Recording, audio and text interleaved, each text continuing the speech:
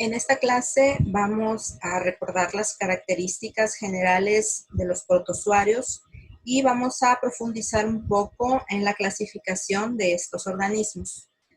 Si ustedes recuerdan, los protozoarios pertenecen al reino protista y al subreino protozoa. De ahí su nombre de protozoarios o de protozoos, como también se les denomina.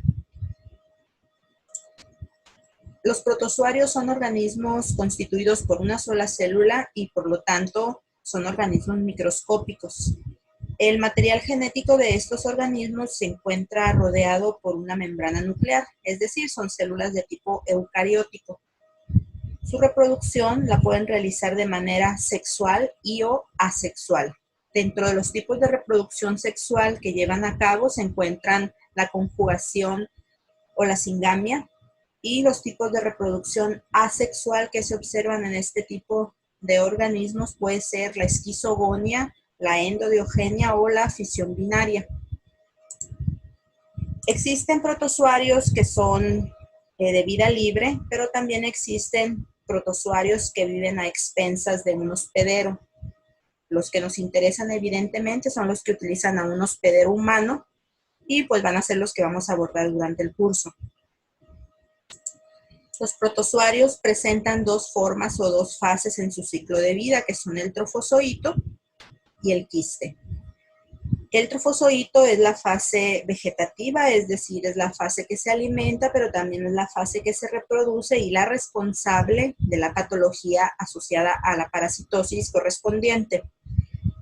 El quiste es una fase que resiste condiciones adversas y generalmente es la fase que infecta al hospedero. Los protozoarios pueden clasificarse en 4 tipos, de acuerdo básicamente a los órganos de locomoción que utilizan para su desplazamiento.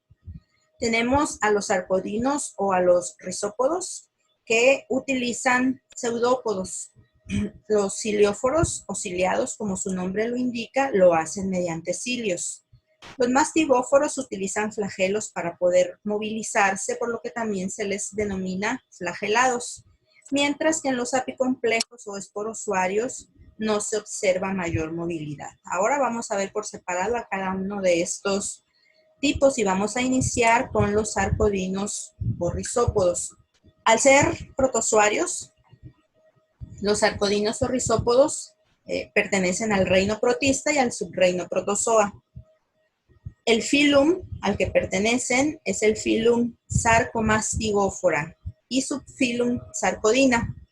La clase es la clase rizópoda y debido al subfilum y a la clase reciben el nombre de sarcodinos y de rizópodos. En la diapositiva anterior les decía que los arcodinos son un grupo de protozoarios que se van a diferenciar de los demás tipos por el uso de unas estructuras semejantes a pies que utilizan para su locomoción, y a estas estructuras se les conoce como pseudópodos. El término pseudópodo significa falsos pies. Estos pseudópodos son prolongaciones citoplasmáticas y les van a permitir, además de desplazarse, obtener su alimento, ya que obtienen los alimentos a través de la fagocitosis. Los arcodinos se reproducen de manera asexual y lo hacen por fisión binaria. La mayoría de los arcodinos son organismos de vida libre y se encuentran en el fondo marino, en donde van a formar parte del microplancton. Hay otros organismos que son parásitos, y estas especies parásitas son las que nos interesan. El organismo parasitario perteneciente a este subfilum, que es el más representativo, es Entamoeba histolítica. Al ser protozoarios, los arcodinos existen como trofozoitos y también este trofozoito va a tener la capacidad de enquistarse con el objeto de protegerse cuando las condiciones del medio les sean adversas.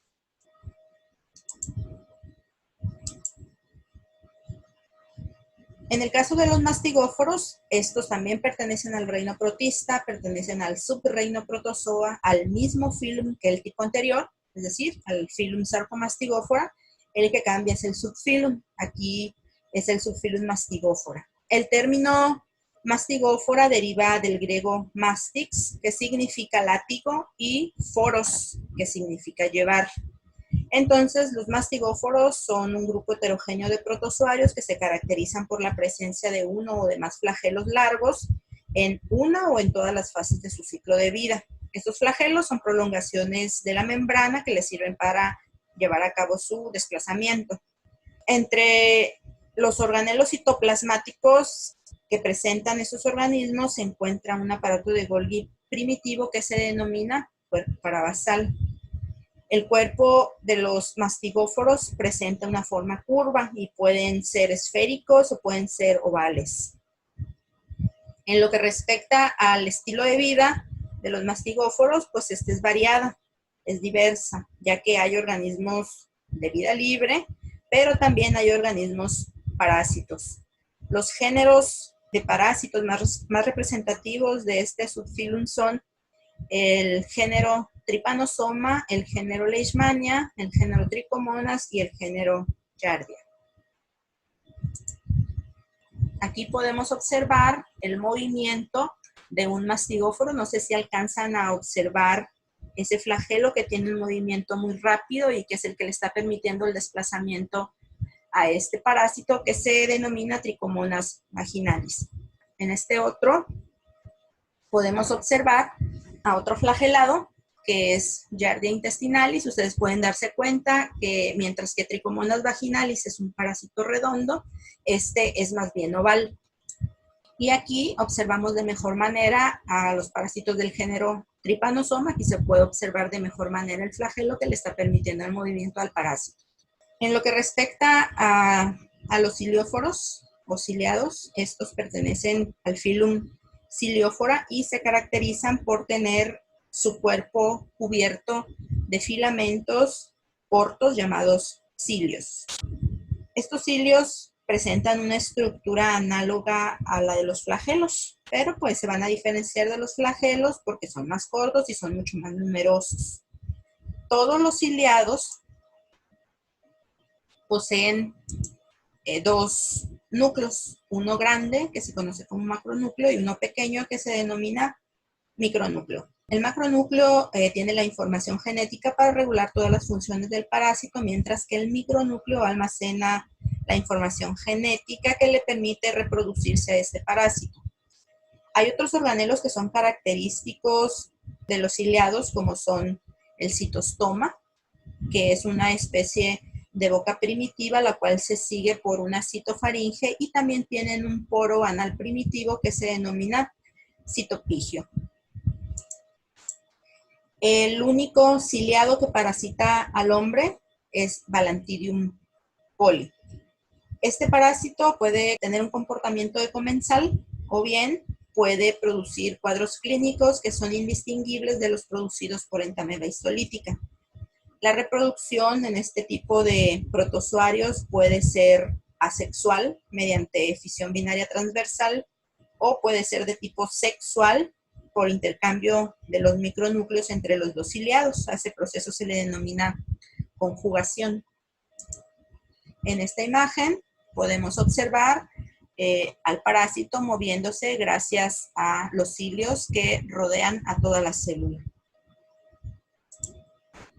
En lo que se refiere a los apicomplejos o esporozoarios, estos pertenecen al filum Apicomplexa y se caracterizan porque tienen un complejo apical. Ese complejo apical a su vez está formado por diferentes estructuras y la función es secretar moléculas que son indispensables para el reconocimiento, la adherencia y la invasión de la célula blanco del hospedero. Hay otras características importantes en los esporozoarios, que es que presentan un ciclo de vida que es algo complejo y se reproducen tanto asexual como sexualmente, no tienen órganos de locomoción y son parásitos intracelulares obligados. La mayoría de los apicomplejos que tienen importancia médica pertenecen a la subclase Coccidia y comúnmente son conocidos como coccidios. Algunos coccidios pueden localizarse en la sangre, como por ejemplo los plasmodios. Pueden localizarse en órganos o en tejidos, como es el caso de Toxoplasma gondii, o bien en el intestino delgado humano o de otros animales, como los géneros Cryptosporidium, Isospora y Ciclospora, y van a producir una variedad de síntomas gastrointestinales. Aquí tenemos nuevamente la clasificación de los protozoarios. Tenemos en esta otra columna un parásito que es representativo de cada una de las clases de protozoarios, y tenemos los tipos de reproducción que lleva a cabo cada uno de ellos. Los rizópodos y los flagelados se reproducen asexualmente, mientras que ciliados y esporozoarios se reproducen tanto sexual como asexualmente. Los tipos de reproducción asexual observada en los protozoarios son la fisión binaria, la fisión múltiple y la endodiogenia. En la fisión binaria, que se conoce también como bipartición, se observa primero que nada la duplicación del DNA, la duplicación del material genético, y esto es seguido de la división del citoplasma, lo cual se conoce como citocinesis, y esto da lugar a la generación de dos células hijas. En la fisión múltiple, que se conoce como esquizogonia o merogonia, hay una división nuclear repetida y migración de estos núcleos hijos a la periferia de la célula materna. Después de esto, cada núcleo se va a rodear de membrana plasmática de la célula madre y se van a formar las células hijas. A estas células hijas se les denomina merozoitos. La endogenia es un proceso típico de los protozoarios del filum Apicomplexa. Aquí hay división nuclear, que también es seguida de división del resto de los organelos citoplasmáticos de la célula madre, y esto va seguido de la formación de nueva membrana plasmática, la cual va a englobar finalmente los citoplasmas de las células hijas, y estas células hijas van a quedar libres al desaparecer la membrana de la célula madre. Aquí podemos observar el proceso de fisión binaria, que ya dijimos que es un proceso de reproducción asexual en el que primero hay duplicación del material genético de la célula madre, posteriormente hay citocinesis y la formación de dos células hijas. La fisión binaria puede ser de tipo transversal, como en el caso de las amibas y de este ciliado del género Paramecium, pero también puede ser de tipo longitudinal, como en el caso de los flagelados, como Trypanosoma, como Giardia, Trichomonas y otros géneros. En el caso de la reproducción sexual que se observa en los flagelados, puede observarse singamia o conjugación.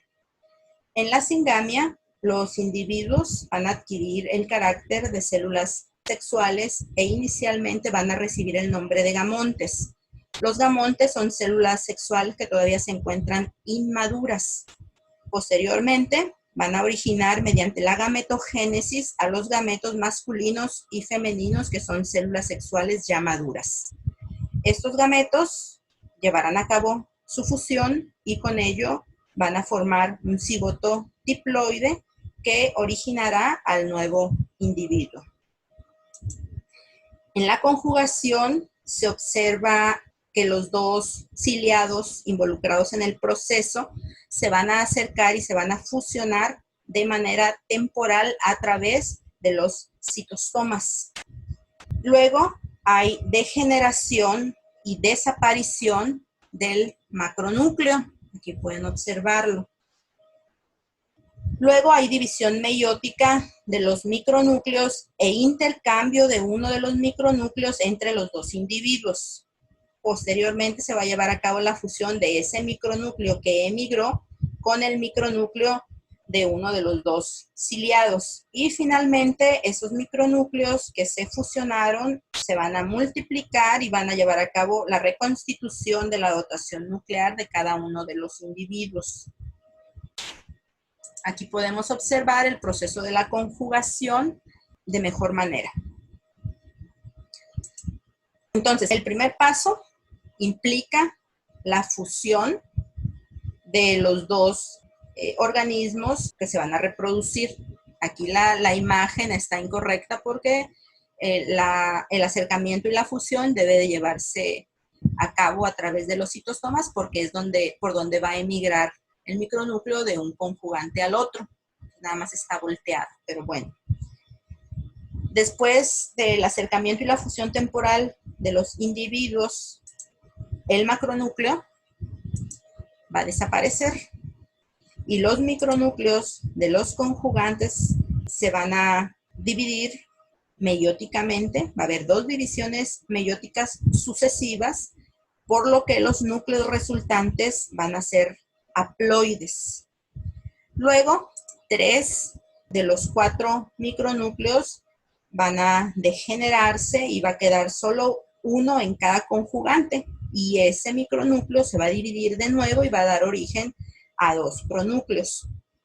Uno de esos pronúcleos va a emigrar de un conjugante al otro y al micronúcleo que emigra se le considera como masculino y el pronúcleo o micronúcleo quiescente que permanece en el conjugado es considerado como femenino. Luego, los conjugantes se van a separar y los micronúcleos se van a fusionar para formar un núcleo que ya es diploide. Este núcleo diploide se va a dividir varias veces para restaurar la dotación micro y macronuclear propia del ciliado y así van a permanecer hasta que él o sus descendientes puedan iniciar un nuevo proceso de reproducción sexual.